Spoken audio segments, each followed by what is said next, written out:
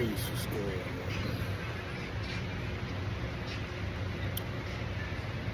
So yeah, I guess I'ma share something with y'all, about Dharma. And I think probably if you look up Dharma, you'll probably get an accurate definition, more than likely. It's not like karma. Karma is such a used phrase and people get it wrong. The thing about karma is, and why it seems like to a lot of people that there's no such thing, is because karma doesn't mean that what you do is going to come back on you. It don't mean, okay, if you steal from somebody, somebody's going to steal from you. Again, that's not necessarily true, is it? What karma is your footprint. It's the energy, everything is about energy, in transactions, energy transactions. It's something that took me a while to understand. But karma is basically about, can you live with what you do? Can you live with the situations that you spark, or that you start? You do steal something from somebody, can you live with that? Because that's your karma. That feeling, that energy that you have, when you're dealing with things like that. And it led me to think about something I was in this is the seminar that I take, it's on business. It's not a formal class or anything, it's just this guy that talks about business.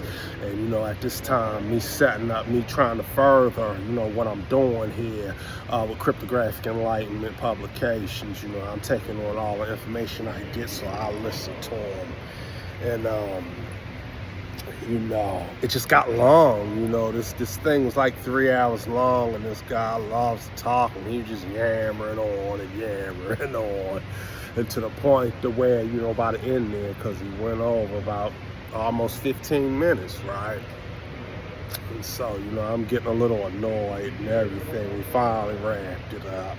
And, no offense to the guy, I guess he loves what he does, and maybe he just wasn't, really, really being aware of the time or whatever. But anyway, so, after it was over, I know that night, after it was over and everything, I was thinking about how sometimes this thing gets frustrating. You start something, you set out to do something, and you feel it within yourself that it's the right thing to do.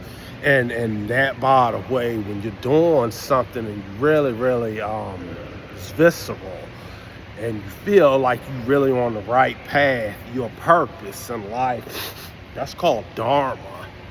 And like I said, it's a good term to look up, study it, man. Study the dynamics of Dharma, because it's a good thing to get into your purpose and things.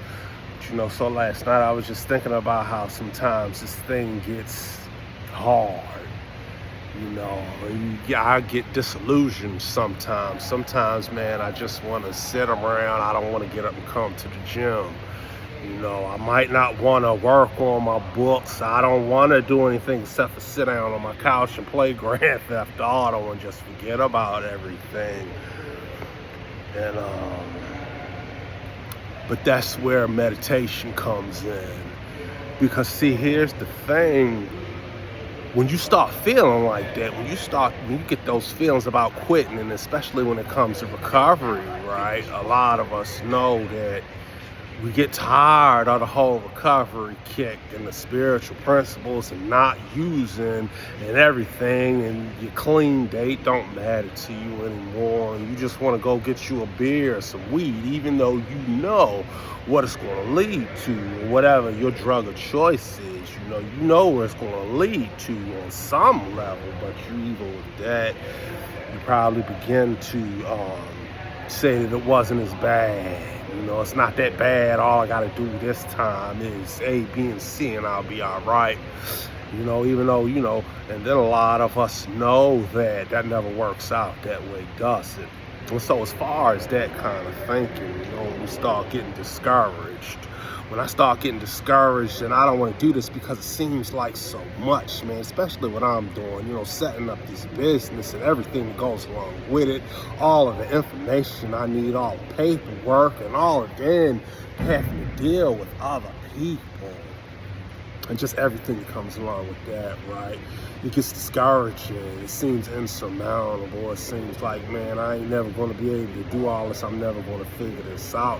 But that's where, again, the meditation comes in at. And so, there's something else that's good to look up, but I can't, the benefits are just magnanimous, It brings you back, it always brings me back to that point, that focus, and I can shed those emotions, and I can shed all of that excess, the feelings and everything, like everything that I said, You got to deal with people, you got to deal with these situations and everything that causes feelings and emotions, and when we get emotional, when we start thinking about seeing whatever the emotion is, that fear. Or whether your fear turns into anger, whether it turns into, just you want to go somewhere and not deal with things, you might want to isolate.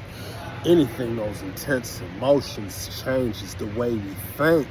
And a lot of times it's those emotions we don't realize it, but it's those emotions that causes us to talk ourselves out of our purpose. Talk yourself out of your dharma, man. You think about it, how many times you done said, man, no, I ain't gonna do this because A, B, and C.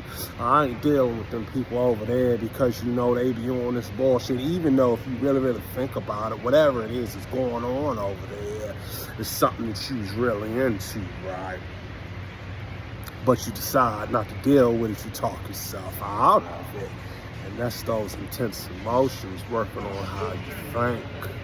That fear, and that's when we're stepping out of dharma. And so, I just want to share that, man. That's why meditation is a big, big part of my life.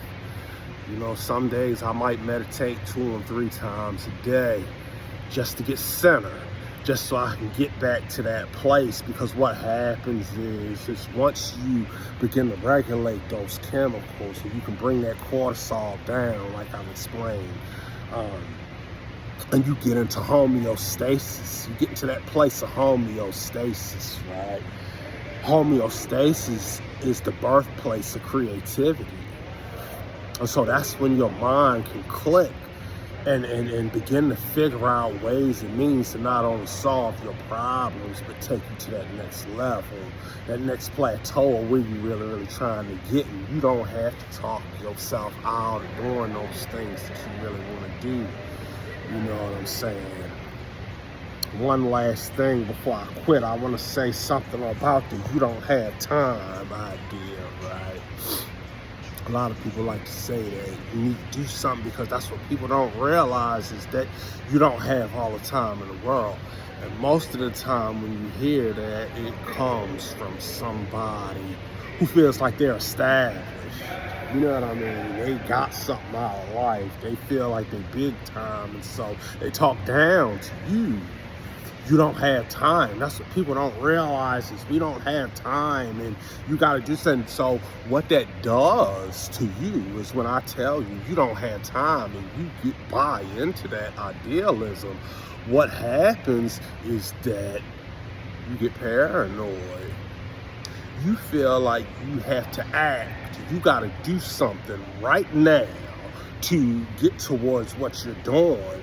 And that's not necessarily doing things to get you further along towards your goal. Is not a bad thing. I'm not saying that, but the mindset. See, whenever you think that you gotta act right now, you're dealing with the amygdala. And the amygdala is not designed for creativity. It's not designed for growth. It's designed for clear and present danger. When you feel like you gotta act right now, that kind of thinking and that mechanism in the brain, it helps you operate in that state is designed for in a situation when your life is in danger. And this is what happens when people start thinking, man, I gotta do something right now, time is running out. You end up spinning your wheels. You end up trying all these different things, and things are not working out for you. And a lot of times we can't even take that lesson because we all in it. And you do something, you try something, and you mess up, and it becomes, instead of it becoming a learning experience, it becomes a testament of how much you don't know what you're doing, how much of a failure you are, and things like this. And a lot of times, people get called lazy, and it's not so much that they're lazy, but what it is that fear, that mind state, that fight or flight way of thinking can put us in a place to where we're scared to move, can it? Especially when you've tried things and you got knocks. You failed at it. And then there's those people, because whenever we try to do something right, whenever you start to do something, it's going to be the people that come out the woodwork and tell you what you can't do. You shouldn't do that. You're not doing this right. And there's all these things that's based on their fears, their insecurities, because you're doing something that makes them think about what they're not doing. And so they want to discourage you and all this shit that basically don't have nothing to do with you, right? And wouldn't be so bad. That wouldn't be so bad if it wasn't that. A lot of times this comes from people we look up to.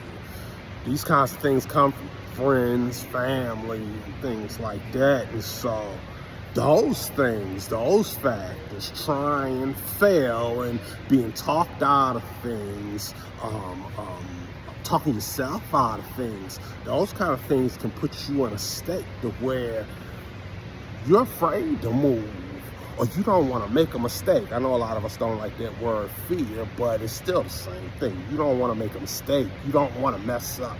You don't want to piss people off. And so the indecisiveness, I don't necessarily know what to do next. And so, it's confusion. What are you supposed to do? And that in and of itself can keep you in that state of where you're acting off the amygdala and the fear. And people see that, and they hit you once again with, you don't have time, which becomes more stress, right? Because you're not acting, or you're lazy, and that just makes you feel bad about yourself. And so what I want to say to that is that, and hear me, you got the rest of your life, literally. You don't have to move right now for nobody or nothing. The only thing you gotta do is breathe, man. Word up. And that's where that meditation comes in. The only thing you have to do is breathe. And you literally have the rest of your life to figure this shit out. And once you deal with things from that perspective, you kick that you don't have time bullshit out the window. And once you start dealing with things from that perspective, and you can bring that cortisol down, and you can act from a place of homeostasis, is when your creativity will kick in. And I'll tell you, man, I used to have that mentality. I can think back to when I was 25, man, and thinking, man, I got to do something right now. I'm 25, and I haven't become an international superstar. I don't have a platinum album yet. I need to do something right now. And I worked third shift job, and I went to school, and I did all of these other things. I recorded music, and I had friends, I had kids, I had all kinds of shit going on. And because I'm worried that I don't have the time, man, what you end up doing is just spinning your wheels. And so meditation is a great time for you to breathe. You get to yourself and you look for answers. A lot of people like to pray, and that's cool. I'm not knocking that. But the thing about prayer versus meditation is when you praying, you're talking. When you're praying, you're talking, and you're talking, and you're talking, and you're telling this higher power, your higher power, what you want, what to do. And if your higher power is truly your higher power already knows you. You know what I'm saying? That's your purpose anyway. Your purpose lies within your higher power. It already knows, you know. So, and again, I'm not knocking it, but what exactly are you going to say? What really is there to say? And so, meditation is when you're listening for those answers, you know. So, I just, drop a little bit of science, man, and I'm going to get back to my workout. My sweat done dried up. I've been chilling a little too long. I'm taking a break, so y'all be easy, man.